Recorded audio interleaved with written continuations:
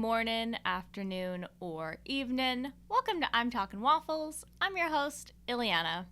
So if you were in Canada, I hope you had a really good long weekend. If you're a future folk, then I don't know if you had a long weekend or not, but if you're listening to this the day it comes out, then and you're in Canada, then you had a nice long weekend. So, I hope you did. I am currently here with my pumpkin spice latte because it's October 15th when I'm recording, which means that Halloween is on the rise. It is going to be here very, very soon. And as you're aware, this is a Halloween-themed episode, as are all of the episodes for the month of October. So today, I wanted to talk about the cult classic Hocus Pocus, which I had never watched in my life until the other weekend. And I wanted to do a movie review on this because it is very timely because the second movie just came out. I've yet to see it, but I'm going to give you an honest movie review of Disney's Hocus Pocus. So without further ado, let's just jump right into that. Hocus Pocus was released July 16th, 1993. Now, why it was released in July, I have absolutely no idea. That seems very strange. They should have released it in October, in my opinions. But anyways, let's talk about the movie. So the movie basically stars this comedic trio of witches who are played by Bette Midler, Sarah Jessica Parker, and Kathy Najimy. And the plot basically focuses around this boy who lives in Salem. He just moved to Salem, and on Halloween night, he accidentally brings them back to life. Now, before we talk a little bit more about the plot, I wanted to dive into what I thought was really interesting, and that is that this movie was actually a giant flop. It received so many negative reviews from film critics. It wasn't a box office success, and it's been said that it lost Disney around $16.5 million during its run. However, despite being a flop, it was continuously replayed on the Disney Channel and other channels throughout the month of October, and it's been rediscovered by a lot of people that have kind of turned it into this cult classic film every Halloween season. And so despite being a gigantic flop and losing a lot of money when it came out, which in my opinion may have just been because the world wasn't ready for it, but also because it was released in July, which is just very strange to me. So the fact that they replayed it every Halloween season has just kind of made it become a tradition during Halloween season that everybody has to watch it. And because of its popularity, a sequel was actually released September 30th, 2022 on Disney Plus, which is so many years after the initial release date of 1993. So let's talk about this 96-minute film. It starts off in the past, and you see this guy, and his name is Thackeray Binks, which, can we just talk about that name for a second? Thackeray Binks, what a name. And it basically is following him along, and he realizes that his sister Emily is being whisked away in the woods by the Sanderson sisters. So these Sanderson sisters, that's really hard to say 3 times fast, Sanderson sisters. The Sanderson sisters are the 3 witches who are kind of the main bad guys in this film, named Winifred, Sarah, and Mary. And so Binks kind of sneaks over to find out what's going on, and he needs to go save his sister. And he sees that his sister's life force, her soul, is basically being pulled out of her body to make these witches young again. So the witches' entire goal is to stay young and beautiful. And they do that by kidnapping children and ultimately just killing them. I was shocked when I was watching this movie because I'm this is a children's movie, but there's a lot of things in this movie that kind of made me raise my eyebrow a little bit because I'm how did they get away with that? But then I remember it was 1993. So it literally starts off with this child being murdered and her brother watching it, and he wasn't able to save her.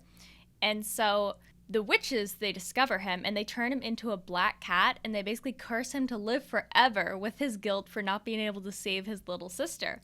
So after that, immediately after he's transformed and he's stuck like that, the townsfolk are wait a second. These witches are pretty bad and they keep murdering people. So they actually get hung in the town square. And obviously nobody knows what happened to Binks. They think that he was killed. They don't realize that he's a cat. And right before the witches die, they kind of do this like spell thing that makes them, it's like, oh, like this candle will be lit on like, it has to be lit by a virgin on Halloween, and that will bring the witches back to life.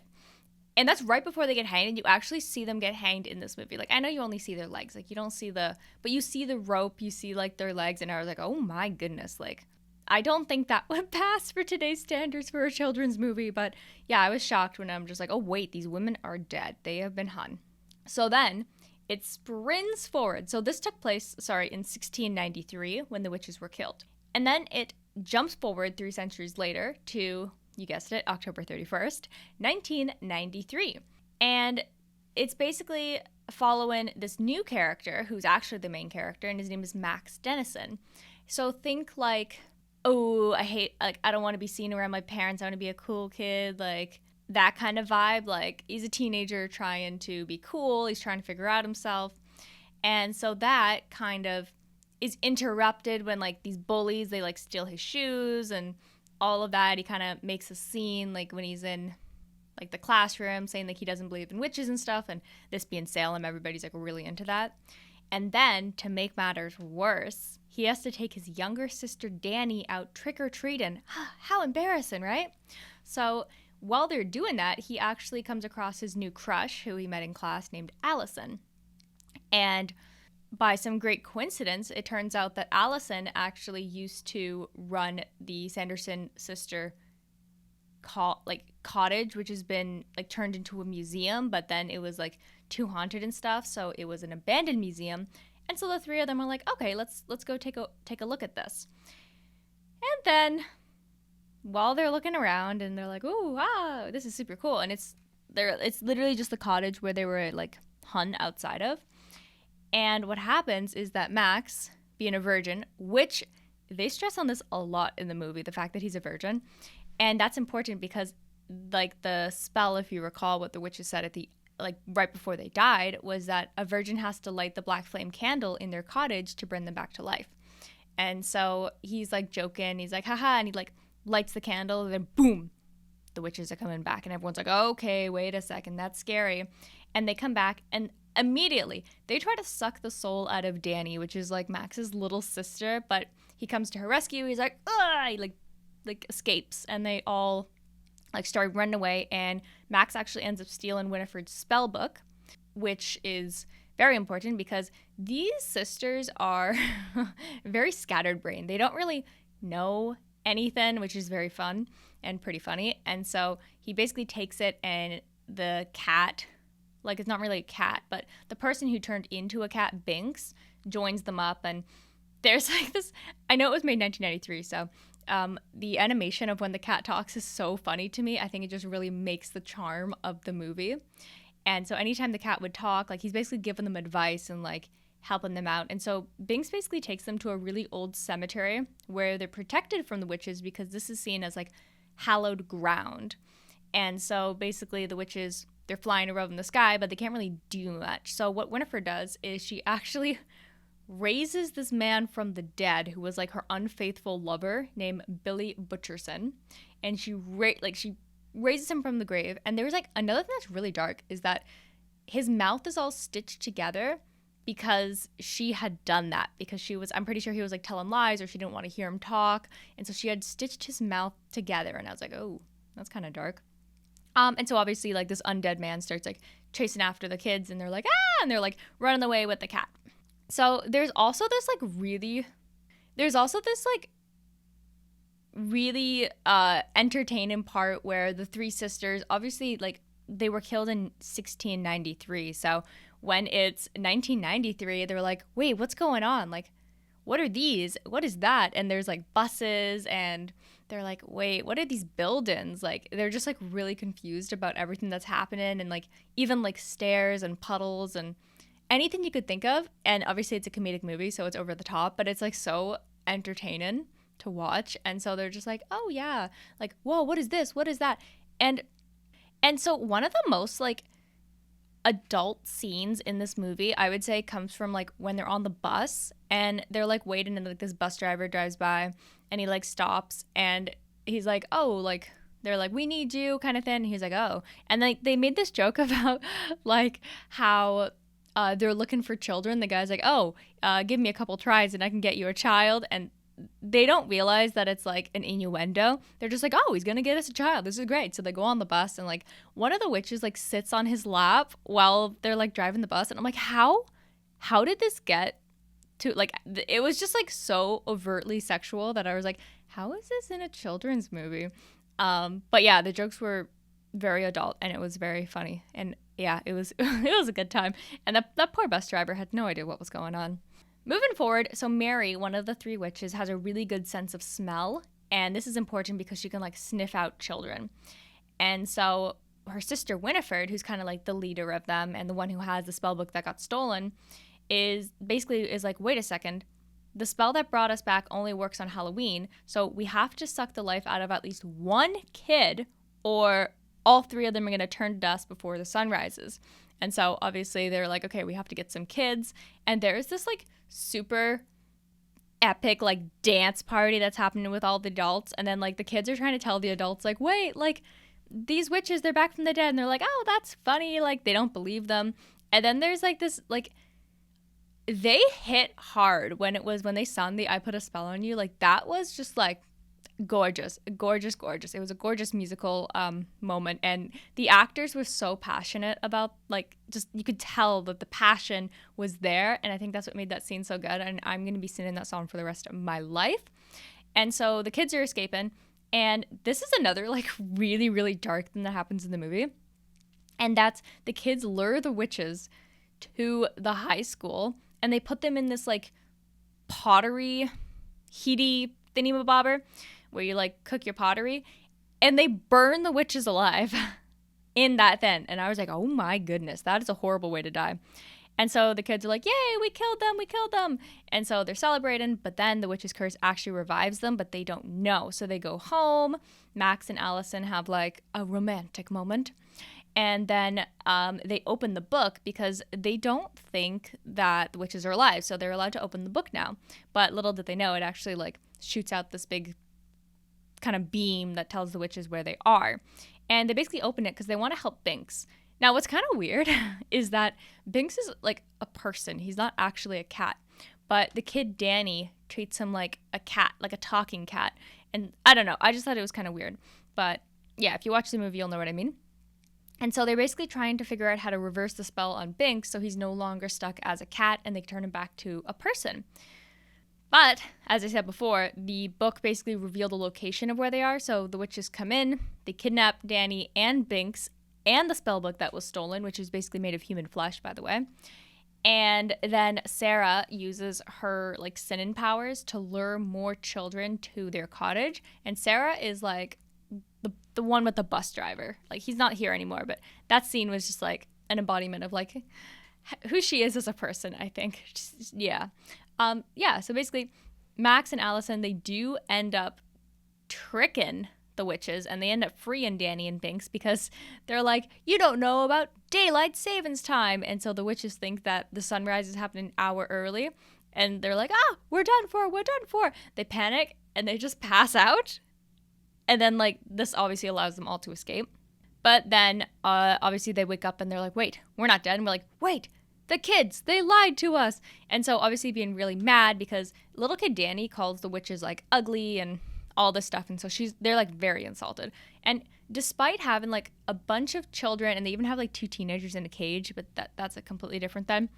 And despite being able to just like create the potion from those kids, they're out for vengeance. So they actually go off to find Danny, Max, Allison, and Binks because they want to eat Danny, basically.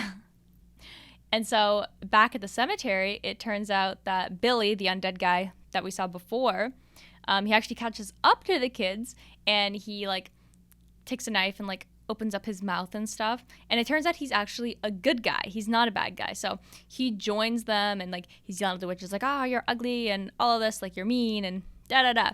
And so now the dead guy is on their side. And so the witches are like trying to attack and they grab Danny from the air and there's like a little bit of the potion that like was just left like they spilled the potion stuff, but there was enough that they like scooped out before they came to come and kidnap her.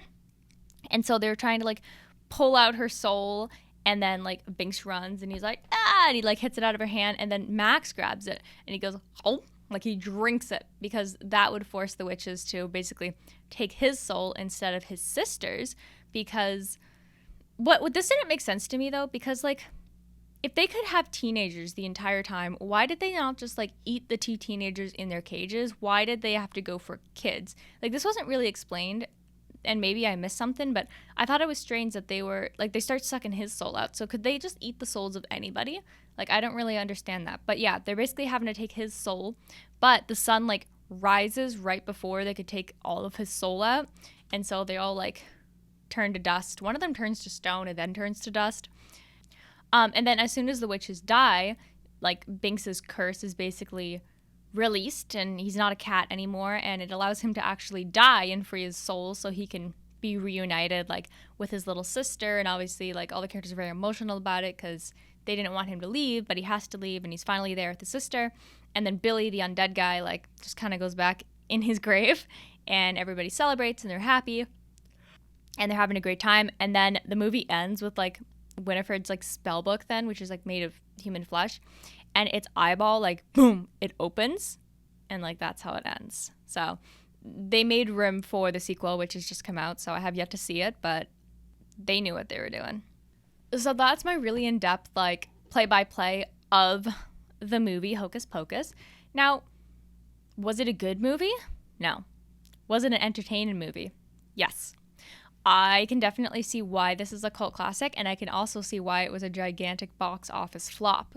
It's charming. It's full of adult jokes that I don't know how they ended up getting that in there. Some surprisingly like dark themes in it, like the hanging, burning them alive, all of that. But it was entertaining. Like I thought it was a lot of fun. I think it's something that I would probably watch and will continue to watch every Halloween, along with like the traditional movies that I always watch. Like towards the end of Halloween, I like to watch The Nightmare Before Christmas because it's like a Halloween/Christmas movie. So like it's good to the end of the season. Yeah, so this has definitely made it on the list of fun movies that I like to watch. But also, you got to remember that I'm somebody who genuinely enjoys Hallmark movies. I look forward to Hallmark Christmas movies because I know they're going to be cringy. I know they're going to be cheesy, but they're entertaining. And honestly, that's what I want. This movie was fun. I liked it. I love the characters. I love how over the top it was. I love the hilarious graphics and the way that the cat's mouth would move when it talks. It was just overall a very fun movie. So if you kind of want to watch something that you don't have to think about, you want to be in the Halloween spirit, you want to just like have a couple of laughs and be like, what? And watch like an epic, like random musical part. Like that was the best part of the movie, I think. And they're like all dancing basically to death. Yeah, I definitely recommend watching Hocus Pocus.